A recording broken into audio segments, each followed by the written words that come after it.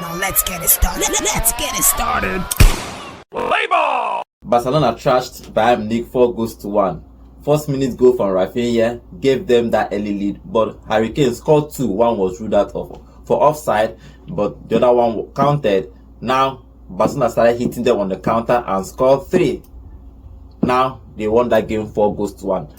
Okay, John, if you look at Hansi Flick has built a tiki-taka plus pressing plus counter. It's everything in one now for Barcelona. They don't, we used to know Barcelona as the team that used to pass around 40 passes, 50 passes before you go, but now they don't even care. They just go out there, play good football and win games. Barcelona are used to the tiki-taka, which is you move the ball around, you attack as a unit, you move the ball around, and then you create chances and you score. And Flick has come in, maybe looking at the side, they do not have the superstars that would, need them to play more tiki-taka. And he has evolved the game to be a tiki-direct. Okay, so tiki direct, you move the ball and then you play direct. Now you just name this one now. Tiki direct. Tiki direct. You play the same flair of the passes and then it's more direct. Somebody said that you need just 7 passes to score a goal, and I think he's kept it that simple. When you make it dead simple, even the dead can follow the instruction. I think nobody really care because it's winning games. Yes. The problem is they start criticizing you are not playing the Barcelona side, or as for Man U, they say you don't play the Man U way or this person's way. I think it's because it's winning games. I think he only lost one game this season. He has won almost everything he has played this season, so nobody really is bothered about this, in quote, the style that he's playing. Okay, let's talk about Rafinha. Rafinha scoring. He has been the main man for Barcelona this season. At some point in the summer, he was rumored that he's going to be leaving, but he spoke to Hansi Flick and Flick said that he should stay. Now, they changed his position. He's playing behind Lewandowski, and in this game again, he scored a hat-trick. Yeah, Rafinha has been a standout performer for Barcelona, no doubt to that.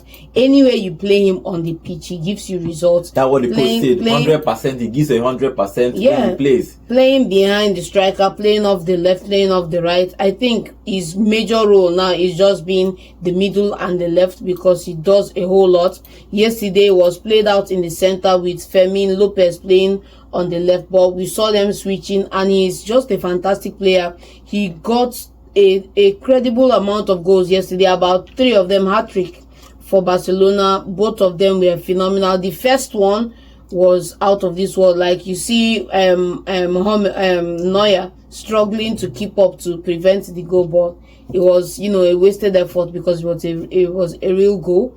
I think Barcelona too have to adapt their game around the players they've had. You saw Kubasi putting a good performance yesterday. You saw Casado also, same too for Pedri and a couple of other players putting a good performance so far.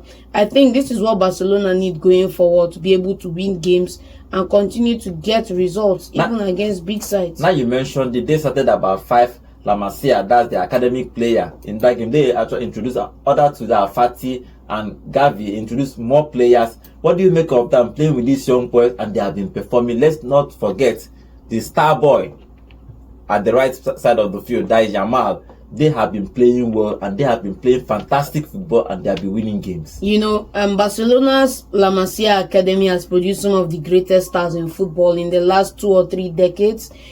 Prior, Barcelona had the funding to buy big names, so those guys had to fight their way into the club, and other clubs had the access to buy those players on the cheap because Barcelona then was not assimilating them into the side. Now imagine what a Kubasi would look like in another club in Europe. Imagine the talent of Casado as well. Imagine the talent of the Pedri, the Gavi, the Lamine Yamal. So in a little way, this financial hardship that Barcelona has fallen on has been a blessing in disguise because the young players are getting the time and they are showing that they are really, really good, talented players and that they can lead the line for Barcelona even against the likes of Bayern Munich. If you look at the Bayern Munich midfield and attack, is worth well over 600 million pounds, and you look at the Barcelona on the other hand, how many players there could command that huge fee? They introduced De Jong, so it can't balance more. They want to come balance more. But let's talk about Company. Company has played 3, especially in Europe, in Champions League. He has played 3 games. He won the first one, I think 9-1, and everybody was like, these people don't come. But the second game, they lost to Aston Villa 1-0. Now they lost again to Barcelona. What do you make of that? Do you think it's a learning curve? Because after the press conference after the game, he came to the press conference and said that it's a learning curve for everybody. That they are growing into the game. That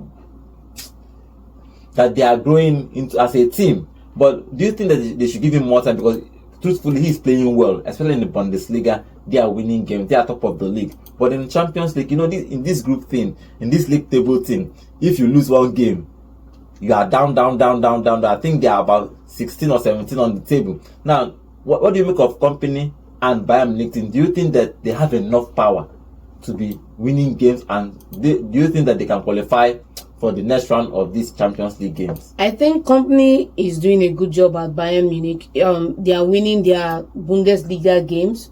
He's only lost twice in the Champions League against Aston Villa and against Barcelona. Aston Villa sat deep, soaked up pressure and hit on the break, and were able to get a lucky goal to seal all 3 points in that encounter. Now for Barcelona, Barcelona were able to hit them right from the jump. It was still a counter. It was still a counter for them to score those 3 goals. 4 goals. And unlucky for Bayern Munich, they had a goal ruled off through VAR. I think where Bayern Munich have an issue is in their defense. I will still come back to the defense because they fielded a certain Upamecano and a Kim Min-jae, and Kim Min-jae made a couple of errors that cost them, and then we also saw Kimmich also getting in on the yellow cards, making some decisions that weren't so savory for the entire team. So I think in the sense that playing a bigger side than they are used to under him, it's a learning curve.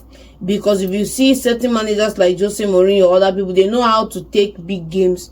They know how to prepare the squad for a big game. So it's a learning curve for him, and kudos to him for coming out open and plain and saying it. He needs to go back to the dressing board to fix it. The problem I have with him is not adapting your formation, your tactics to the opponent. Because if you saw that game, they were playing a high line against Barcelona. Barcelona were allowing them to be on the ball, but at a certain point in time, they hit them on the break. So the high line is a good formation. It's working at City, it's working at Arsenal, it's working at several clubs in Europe. But the problem is that it exposes the frailties of the team, which is tracking back, covering back space. If you have to play a high line, your defenders have to be very good. For example, Manchester City plays a high line. They have people that can recover. Players can recover with speed. Even Stone can recover. As Arsenal, Saliba is always the last man. He will always going to catch you. If Saliba was chasing Rafinha yesterday, he will catch him. He will catch him up, and that's the thing. So he needs to work on that, because I think a lot of the transfers done this summer were in the midfield, not much done in the defense, because they should have fixed that. And if you look at the fullback positions too, they still have that contract issue with Alphonso Davies. Nobody knows if he's going to stay or if he's going to be leaving. So he needs to fix that up. But that being said, he still has about 5 more games to turn it around in the Champions League. If you look at where he is right now relative to other teams in the Champions League, he's still within a 3-point gap of touching the top 8. So everything is up for grabs. Okay, that game ended 4-1 in favor of Barcelona. Barcelona are actually flying in this Champions. In fact, they are flying all competition. They have only lost 1 game in the La Liga, and he has to rest almost half of the team. And they lost that game 4-2 I think against Osasuna. But in Champions League, they have taken it. They have played 3 games. They lost 1 and won 2 now. They have 6 points on the table. Okay, let's see where Hansi Flick will be taking this Barcelona team if he's going to be doing the treble again. Remember, the last time he coached Bayern Munich, he won the treble, trashing Barcelona 8-2. Now he's returning the favor, trashing Bayern Munich 4-1. Let's see what Hansi Flick and his young superstars is going to be doing in this year's Champions League.